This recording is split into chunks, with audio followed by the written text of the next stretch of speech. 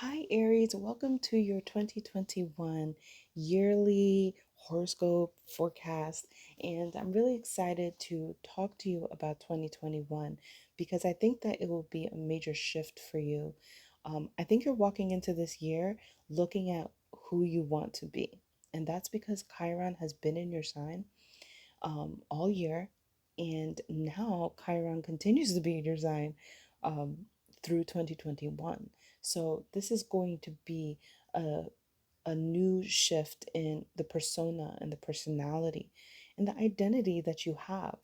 I think that there have been times that you have been challenged as to your attitude, your demeanor, your vibes. These are things that have been under, more of a microscope, more of the ability for people to criticize you or to pull parts out of you that typically you wouldn't want to look at, shadow sides of your insecurity, things like that. Yeah, that Chiron transit is no joke and it doesn't stop, it continues through Aries. But I think 2021 becomes a very exciting year for you because after 2020 being more of a time of reflection, actually dealing with the hit of Chiron, like how that new self retrospective unsurety, uncertainty, not really confident in self, which is so not Aries, to hit you like that. Now in 2021, you can shift and start to um, use the Chiron energy, which it becomes the wounded healer. So this is something different for you, but actually works very well because you're a sign of war. And you know that in the midst of war, even if somebody slices your arm, right, that shit hurts. But you can still keep going forward. You can still fight. You're not going to fight until somebody kills you. So I think that that's what this is. This is about fighting for yourself. And I think that you will be an important figure for people, an important inspiration for people in them watching you do that very thing. Fight for yourself. Um, it may not be easy for you at this point, but the effect that you have on people will be tremendous. This is the only thing about Chiron and Aries is that you're constantly motivated by self. This is the first time, right, uh, that you may have experienced having to be motivated by impacting others. So leadership is a very important thing, is what I'm saying. Are you leading for self and self exploration, or are you leading so that others can follow suit? There is a way in which to integrate those things in order to venture out and pioneer into an unknown realm so that you can enjoy the risk and excitement that you're used to. But this Chiron transit is also helping you to see all year long that people are watching you, that the people that matter to you are following you, and they're going to follow you into this new world that you're journeying in. So you want to look at your leadership and the ability to think about how much you affect and impact others. And that's going to be for you all year long. If you have Aries rising, then Chiron will be really crafting and dealing with certain insecurities. You might not feel like you look your best. You might be dealing with image issues, personal image issues. If you have the sun here, then this might be more about career, like not feeling like people are seeing your talents and really being able to alchemize that. And then if you have the moon here, this is about your emotional fulfillment. Maybe you have lost um, access to what that really feels like for you. And in 2021, you have more of the chance to alchemize that, to reinvigorate the things that make you feel like a whole person, the things that make you feel like life is exciting again. And so, um, this will be by any means necessary, no matter if you have rising sun or moon. You may be ignited or triggered by competitiveness, by by enemies, by competition, and by um, and just by anybody who is bringing you any sort of adversity. So look forward to that Chiron and Aries transit. Okay.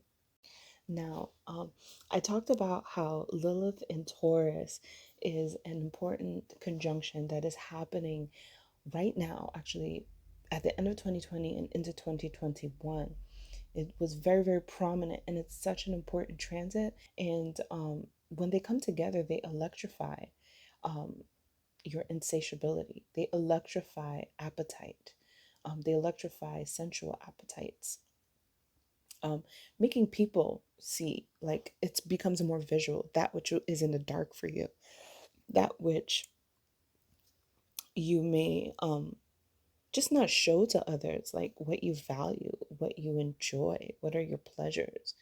These are things that are coming out in a very digitalized way, or in a very electrifying way. Okay, so this could either be you enjoying some of your possessions. You may have some exotic things that you own or that you want to have, and you may actually really go for it with that little conjunct Taurus during the beginning of 2021. You may be really excited about a new financial opportunity that has to do with the internet or anything digital or apps or something like that, because that's Uranus energy. This is all in this area for you that has to do with your worth. This energy usually provides some sort of big event that ignites your awareness of your darker nature, of your shadow nature. This could be through a partnership, which in Taurus it could typically be, because Taurus is an Venus ruled, is a sign of partner. So the trigger role or the role player could be your girlfriend, boyfriend, wife, husband. Could be your, a friend or somebody like that that you work really deeply with, really intensely with. You may be dealing with possessive issues when it comes to these relationships. Either they are possessive over you or you are possessive over them, learning how to deal with those situations. Um, and there's also like this um, igniting of what makes things beautiful to you. What are the things that you are attracted to? It's even deeper than that. Like, attraction is is not a good enough word for what I'm trying to say here. What are the things that you lust for? Like, what are the things that ignite your eyes? What are the things that ignite your taste buds? What are the things that ignite the feeling of touch, right? What are your deepest, darkest pleasures? Okay. These are things that you might really try to hold on to, trying to possess for your own, basically not trying to get anyone else to know about this stuff. But the electrifying energy of Uranus typically takes what is hidden about Lilith and brings it up to the forefront. So people, or certain people, or many people, but probably many, the network of energies of people are going to be able to see what it is that you possess, that is sensual to you, that you own, that is pleasurable for you. I think that the missing link here is that if you're feeling like you're not being valued, it may be the fact that you're not being all the way present and honest about these topics, about the things that make you go, that. This could be a time where how you get paid is digitalized even more. Like, maybe you are getting paid through cryptocurrency. You could also find that um, the people that are cutting your checks want a little something more from you, if you know what I'm saying. The people who cut your checks may be possessive over you too. This could be a battle of who possesses you and who doesn't. This energy is also going to be in a square, which we in astrology know it to be a harsh aspect, right? A mathematically harsh aspect to the planet Saturn. The first 2 months of 2021 are going to be like no other. And it's going to ignite um, unseen, hidden things. Now, for you, Saturn is in Aquarius, which is in an area that has to do with you being more social, you being out there with groups of friends and organizations, and really just networking with people, right? That's that Aquarius energy. So, Saturn is going to square Uranus, which was just recently conjunct Lilith and Taurus, right? When we hit February. So when this happens, now everything that we've talked about, all of that coming to light, all of those dark shadows being more present for you, right? Now it becomes something that you have to deal with your friendships. It has to be something that you have to either confront your friends about, or they have to know about it. But because it's what we call a square, how I interpret the squares is that it's like trying to look around the corner, right? But you're standing on that side of the wall. So if you're standing on one side of the corner with Uranus, and Saturn is standing on the other side of the corner, and you guys can't really see each other, um, this square creates challenges, because if you're trying to communicate, if you're trying to set up things with friendships, if you're trying to have a party, even, you might have to deal with this dark energy, okay? Meaning that you could deal with money situations between you and friends. You could deal with possession situations or circumstances between you and friends. And you can also deal with sexual situations with you and friends. So you want to have this energy as like it's a weather report, and you know what to wear when it starts to rain. Basically, if you want to run around naked in the rain, then you most definitely can. But if you want to protect yourself and cover yourself, then you want to carry your umbrella at this time, if that makes sense. Okay, because these are some major transits that are going to evoke and promote a more, you know, either a more conflicting energy with dealing with your values versus the people that you consider, chummy supporters, subscribers, followers, and maybe you might lose some supporters or whatever. But this could also deal with feeling like an outcast because of that. Because Lilith energy is a lot about feeling like an outcast. So being an outcast from your friendships because you are either restricted from them, or they're being judgmental, or they're being authoritative of you, right? They could also be the ones trying to manipulate you in a more sensual, sexual, seductive way. These are all different types of outcomes that could happen with these challenging aspects. Okay, the biggest thing that you need to understand, especially for Aries rising, is that it's about money and about friends, and that could be what you're not seeing around that topic. There's something that you may not be able to see around that topic. Operating in a place of reservedness, of open communication, and of authentic being authentic could help you through this time. You're going to have to decide what is it that you are willing to share and not share as well, with these people. Okay, so I've also talked about on my channel the fact that the South Node is in Sagittarius and the North Node is in Gemini. I did break that down for you already in a video, which I'll link right here. But I just want to talk about this briefly, in that South Node in Sagittarius is about releasing um, like lessons and teachings and knowledge that doesn't serve you. This is typically connected to the father's teaching, which I talk about in this video. Um, but what I want you guys to know is that in your ninth house, this is almost exactly the case. Okay. Because for other zodiac signs, it might play out in different areas of life.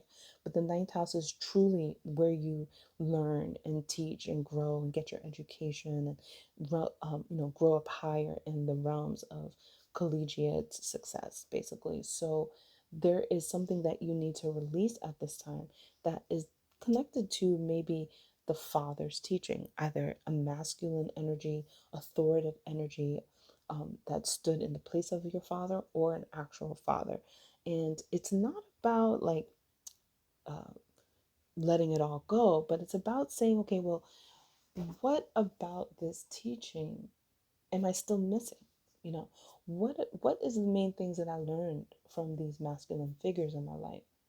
And how it definitely has helped me to survive. It has helped me to um, commune with the world in a very specific way. But what if you're ready now to commune with the world in a different way, to see the world in a different way, to be a part of a different type of culture? Okay, so that South Node in the ninth house for you, or South Node in Sagittarius for you, Aries, you guys are going to be looking at, maybe analyzing your relationship to those masculine figures. You probably already have, because this transit has been going on in 2020, but it continues to do so through the first half, the first 6 months of 2020 with the South Node in Sagittarius. So Jupiter and Saturn are in Aquarius, right? And this to me is the you can't sit with us energy.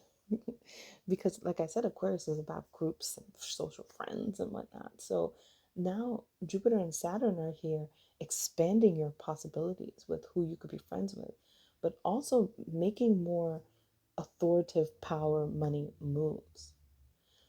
So I find that you could be a part of some sort of group or culture, clan that is a little bit more prestigious or can see themselves that way and doesn't allow people in, doesn't allow people, certain individuals in.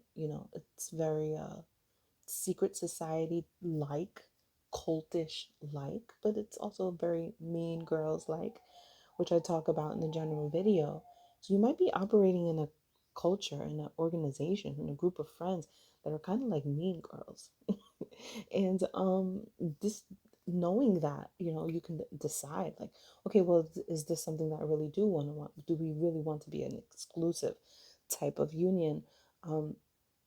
But the thing is that you're going to be challenged as well, because that's, like I said, Saturn and Uranus are going to challenge each other. So this group of you can't sit with us will still continuously be challenged by Uranus all year long. All year long, Saturn and Uranus go in and out of a square with each other, dealing with darkness, dark shadows, sexual connections. I really do feel that, and I'm picking up big time that if you've had any sort of friends who you've had sex with, or friends that you've shared intimate moments or feelings with, that they may be prominent role players during these squares, okay? Um, there's something about these people that maybe know the darker sides of you, can expose the darker sides of you to yourself or to others. But that's a big thing that is happening here. And I just want you guys to be mindful of that. Um, so that's that. But what is happening actually halfway through the year that I do want you guys to know about is that Lilith will change signs. So Lilith being in Taurus now, in July will switch over to Gemini. So now we are going to be dealing with the North Node and Lilith in Gemini at the same time. Okay, this is exotic communication. For you, this is in the area that has to do with your relationship to your community, developing some really interesting skills, exotic skills, foreign, bizarre skills that actually can help you to advance yourself forward a lot faster. I think that also what is available for you is the appetite or the need or desire to really want to hone in on these skills. Once Lilith moves into Gemini, that becomes even more apparent to you. The other thing is that this is going to be a big time of communication. And I think that you are one of the signs that will be one of the leading people to be having a very unique way of communicating, um, either discovering new writing art forms or creating a new platform that allows you to share your ideas, your thoughts, or the things that you've learned, your interests and curiosities. And this could also be a time where um, slander and gossip is prominent because it's Lilith energy, which means it's dark energy. So you want to watch out for how you talk about things. Some of you Aries, especially Aries rising, might want to take on a gossip podcast or something like that. But if that's not your thing, then you might want to be aware of what the content is that you're doing, because Gemini energy is has a lot of different ideas, and the content uh, could be maybe um, defaming somebody in some way if you're not careful. So you want to be very careful because your energies can be slightly impulsive. So you've been learning a lot of lessons on that. But Gemini energy is also very impulsive. There's not a lot of restriction that is happening right now with this energy, except for Saturn being in Aquarius and Gemini, of course, being an air sign. So there's a little bit of that. But if anything, it's more of a complementary energy because it's a trine energy. So you want to watch out for the things that you say when Lilith and Gemini become prominent in July and for the rest of the year. And but you still want to move forward in evoking those beautiful new exotic skills, and you want to craft your way of speech and communication. So this could be like traveling different places and having different mini speeches in your neighborhood, or just having more of the ability to communicate, more of the will to communicate on a very, person to person, relatable, intellectual, curious, fun, youthful way. Okay. So that is your year, you guys. I know I jumped around in this video, but I hope that this has given you insight on what this year is going to be about. The last thing to focus on really is the fact that the eclipse seasons will be occurring basically all of them in Gemini and Sagittarius, with the exception of one eclipse season, which will be on the Taurus and Scorpio axis. So again, everything that I've been talking about when it comes to exotic communication, releasing the fathers or outdated teachings, those are going to be prominent moments when this occurs during the eclipses. Okay. um, there's an eclipse in May, in June, in November, and December. Okay. So the one eclipse that will focus on Taurus and Scorpio axis is going to go back to the idea of possessions and sensual desires. So this year has a lot of the same themes occurring over and over again, with specific ignitions and igniting of those themes. Okay. So thank you so much, Aries, for tuning into your 2021 outlook. And I'll see you guys in the next video.